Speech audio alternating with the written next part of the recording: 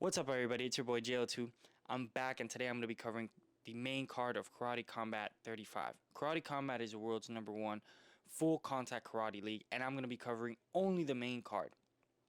This card will be going down this Saturday, featuring Luis Rocha and Joshua Quayhagen for a 158-pound lightweight versus welterweight super fight. Co-main is the GOAT of karate, Raymond Daniels, versus Franklin Mina, who just came off a title challenge for the middleweight belt. Following that, we have a rematch between Ashraf Uchin and Elaji Nador. And then finally, we're going to have two debuts, Bruno Souza versus Masej Terkshak. I probably butchered that. I do apologize ahead of time. So our first bout of the night for the main card is Bruno Souza versus Maciej. We're going to call him Maciej. Maciej versus Bruno Souza. This is a bout that I'm very excited for. They're two debuting at the Karate Combat. Now, Bruno Souza has the more traditional karate stance. He does train with Lyoto Machida in his karate academy. So he has some of the Lyoto Machida style, and especially when you see him fight in his MMA fights, he's a former LFA champion. You can see his style is mostly karate. He has decent grappling, but that's not what matters in this league. In this league, karate is what matters. He has a perfect stance and the perfect style to blend into this league.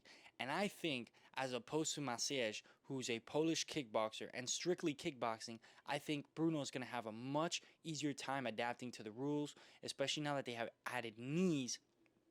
Now their kickboxing experience both comes in together for those knees.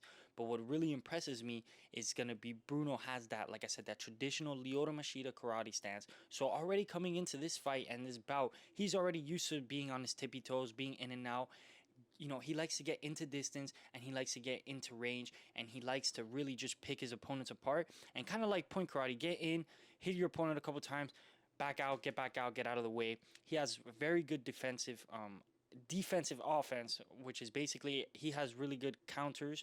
He does a very good job of just being light on his feet, using that footwork to work angles and find openings. And I think that's going to be something that Maciej is going to have to try to take advantage of. And one of the things that Maciej is actually very well known for is his power. And one thing he's very well known for is his head kick KO.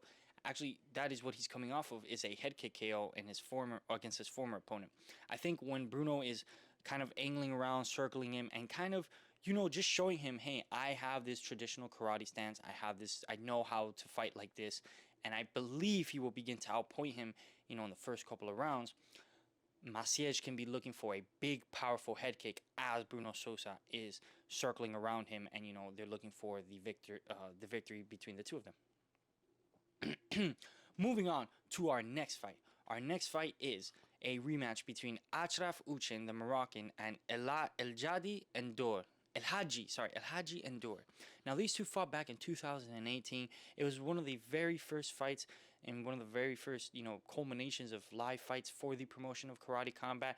So these gentlemen actually belong to the actual history of Karate Combat.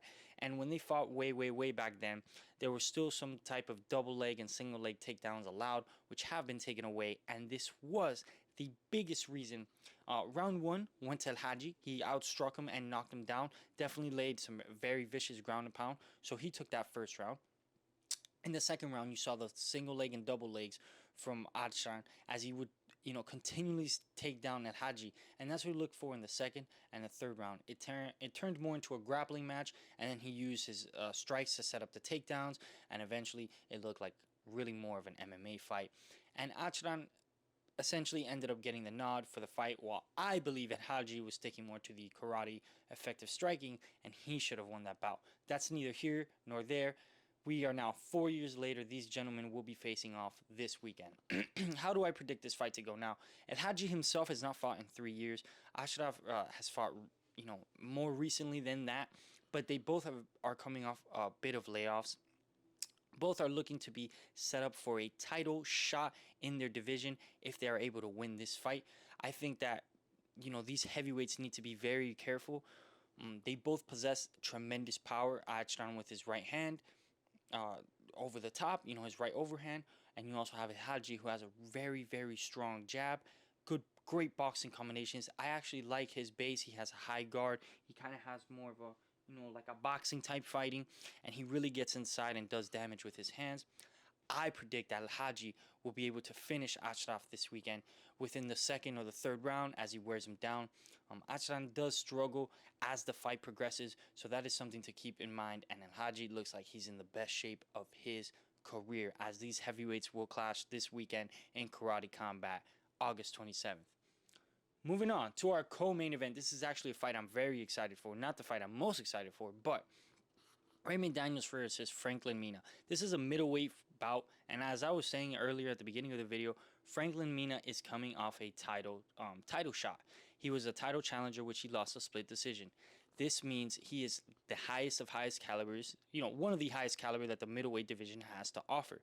Now, what better way to introduce the GOAT of karate into the sport of Karate Combat than to put him against, one of the best contenders in the entire promotion.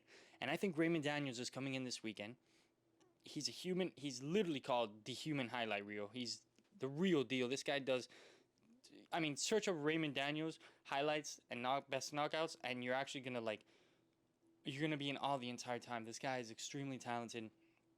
At 42 years old, he still has the athletic ability to throw multiple kicks, and he just has these weird combinations. Raymond Daniels is the Tony Ferguson of karate. That is probably the best way I can put it, except Raymond Daniels is quite legitimately considered the GOAT and the Michael Jordan of karate, one of the best to ever do it in karate. And this weekend, they're both going to be facing off. This is a clash of styles. Franklin Mina is a guy who has fought taller fighters like Callum Robb. That's actually probably the only guy he's fought that's significantly bigger than him. Ashraf, he fought Ashraf before.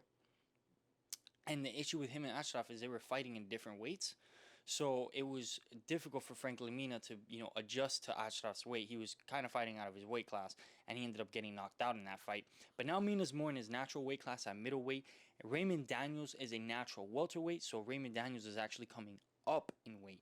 This is going to be very interesting in this matchup. Not just their styles countering each other, but the fact that Raymond is going to have more power, essentially more power and more strength behind him to bring this weekend against Franklin Mina.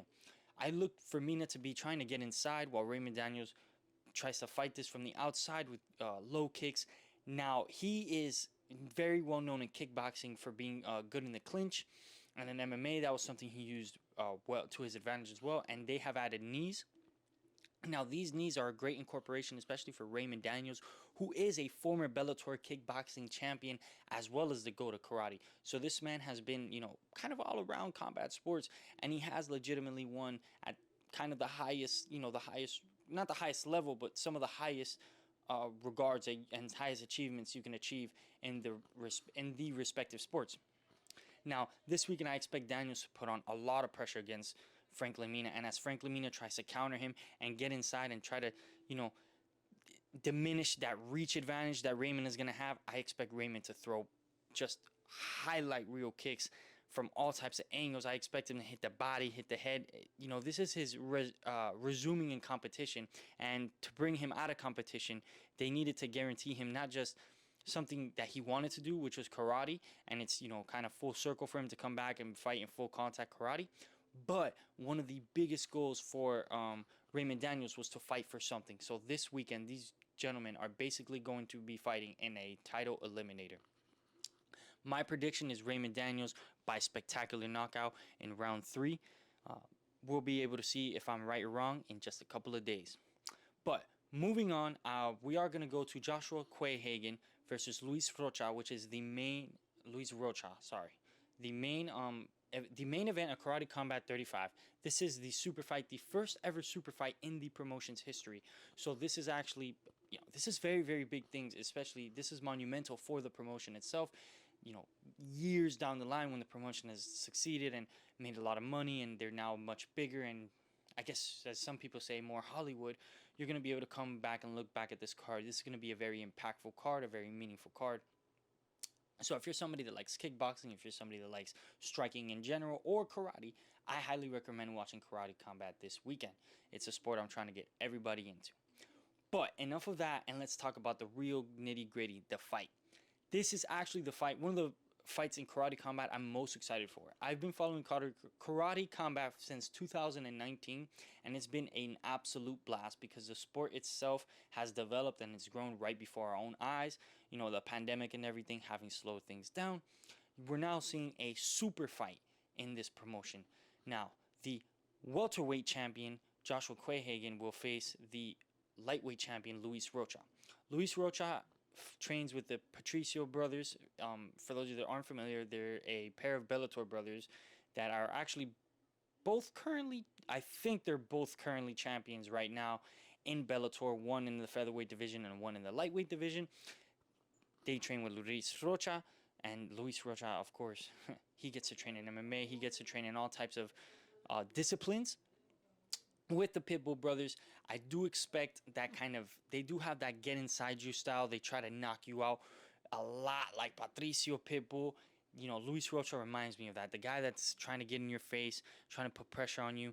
And then there's the complete opposite fighter on the other end, the counter striker, Joshua Quayhagen, who, you know, undoubtedly has been through it to win his title. I mean, if you look back a couple fights when he was fighting Dominic Gustavo,